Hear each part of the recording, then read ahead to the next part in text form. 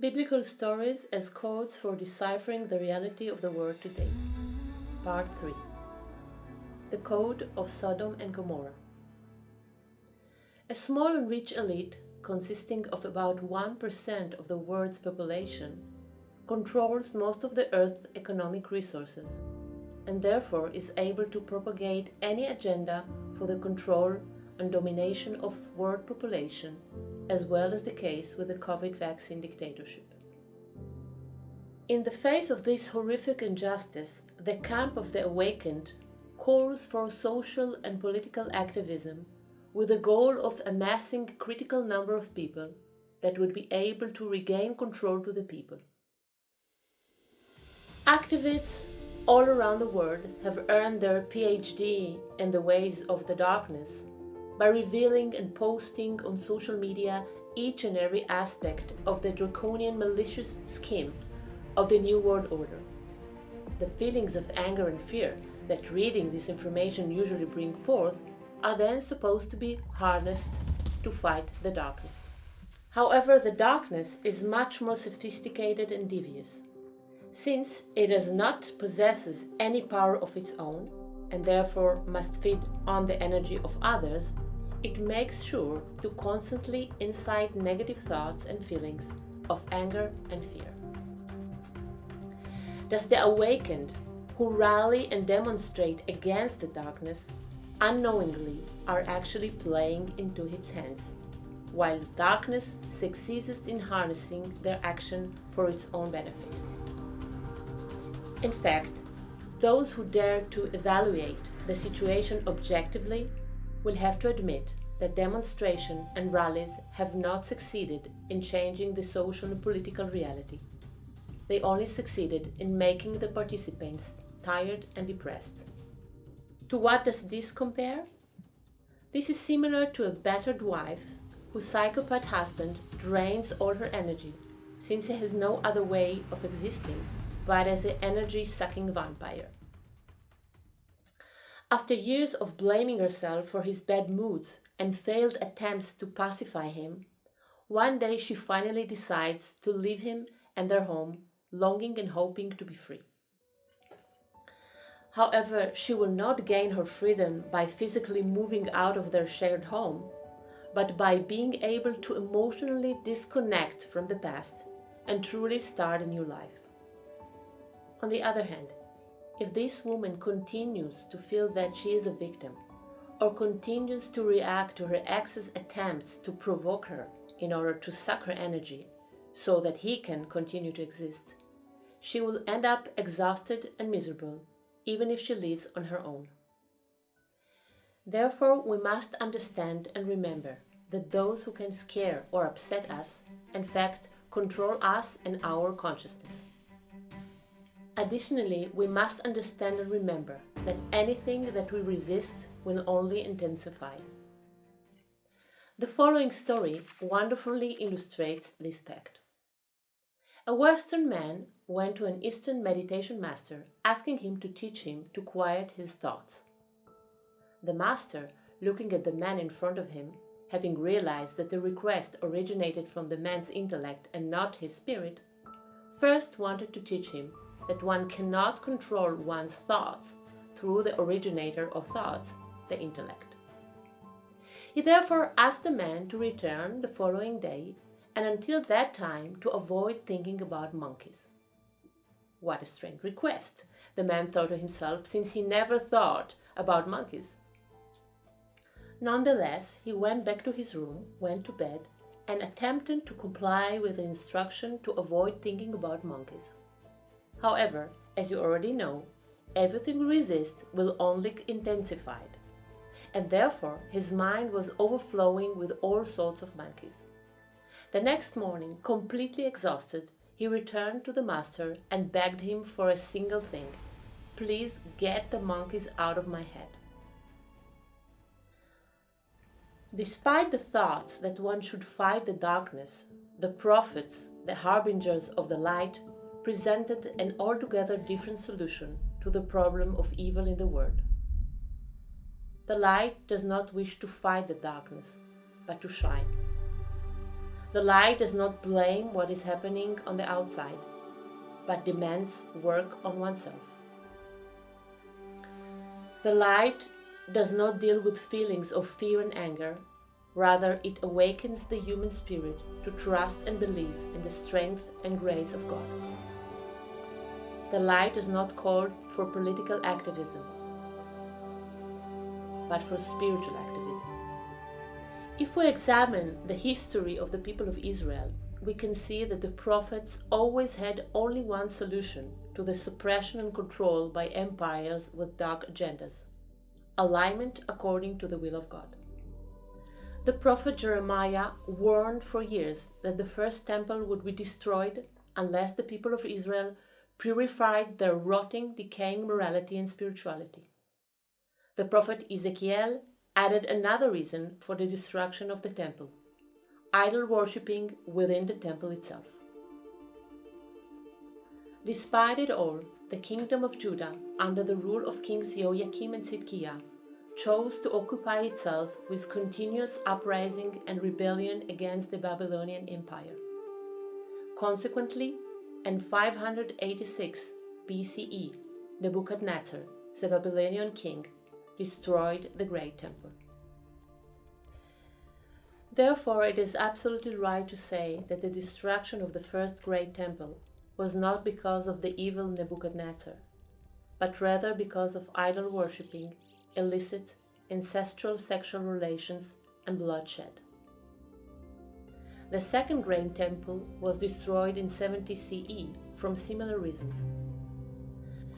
Due to the lack of true spiritual leadership for the people of Israel, who had been plagued internally by tumultuous political struggles, a small group of zealots succeeded in inciting a civil war, dragging the entire nation to revolt against the ruling Roman Empire.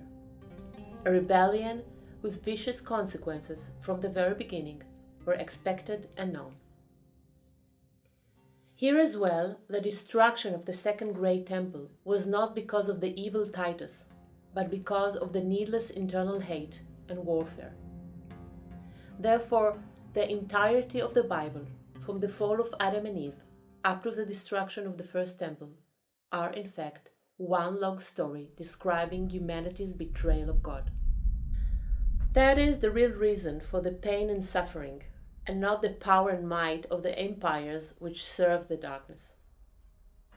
Only in a few occasions did the stubborn humanity choose to align itself with the will of God and trust His strength and grace, whereby an unexpected victory occurred.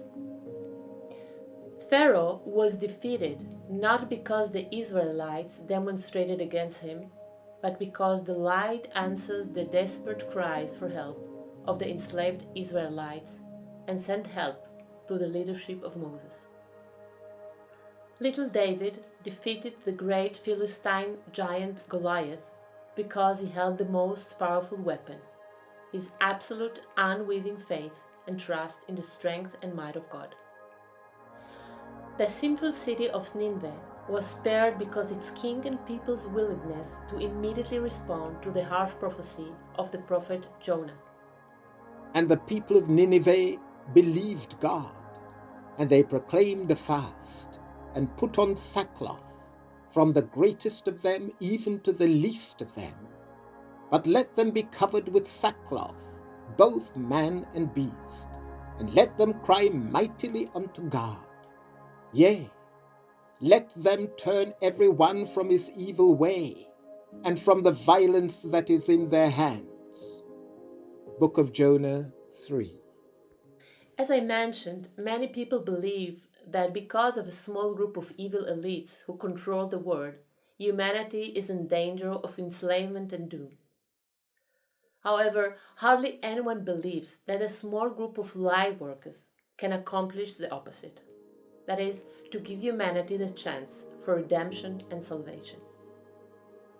On top of it all, the logic of the intellect determines that only a critical mass of the awakened can bring about any chance of the change to this terrible global reality. However, the light's logic is the complete opposite. So much so that repeated reading or listening of the following will be necessary to grasp it at all.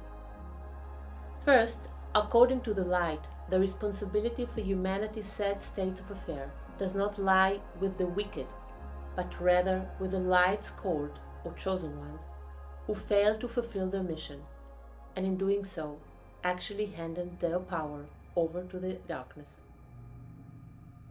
As mentioned, the darkness does not have its own power, and therefore it feeds on the energy it sucks from others. Its preferred energy is that of people who were called or chosen by the light to fulfill the specific mission, and for that reason were also given additional power. The darkness lurks around these people, and using trickery and schemes is able to derail and knock them down, and in so doing, it takes their power for itself. In other words, humanity's main problem is not that it is controlled by the darkness, but that those who were supposed to lead it on the behalf of the light failed in their mission and left the world devoid of true spiritual leadership.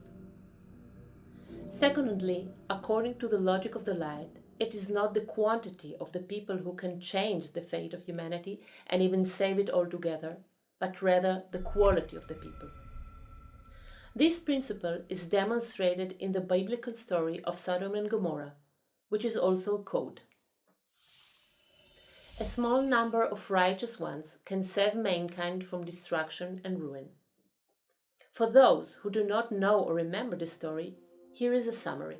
Sodom and Gomorrah were two cities in the vicinity of the Dead Sea, which were destroyed by God due to the wicked and criminal behavior characteristic of its citizens. When Abraham found out about their impending doom, he could not accept it. So he proceeded to hold a long negotiation with God, asking for God to forgive and to avoid destroying them, arguing that the righteous one should not perish with the wicked. Abram asked God if he would still destroy Sodom if 50 of the righteous now lived there. God answered that he would not. Consequently, Abram lowered the number to 45 and then to 40, and so forth until he got to 10, and then stopped. Since the minimal 10 of the righteous one were not found, both cities were destroyed. The Lord rained down burning sulfur on Sodom and Gomorrah from the Lord out of the heavens. Genesis 19:4. That is a story as we learned it at school, and it reflects the low level of consciousness. Remember the 2-year-old Daniel who avoided sticking his fingers in the electrical outlet because he was afraid that his mother would punish him? At a high level of consciousness, the fate of Sodom and Gomorrah, which was very similar to that of Atlantis, can be explained by the laws of creation. First, a society which is characterized by material hedonism, which leads to sexual promiscuity, and thereby unavoidably to moral corruption that eats away the foundation of society, brings destruction and ruin upon itself by its own doing. Because we reap what we sow. It is simply the law of cause and effect. Secondly, what we call natural disaster is nothing but the work of the execution branch of the laws of creation, which is divided to the 4 elements: air, fire, water, and earth. In creation, there are elemental beings who are responsible for each of these elements and whose action can be demonstrated in all the biblical stories.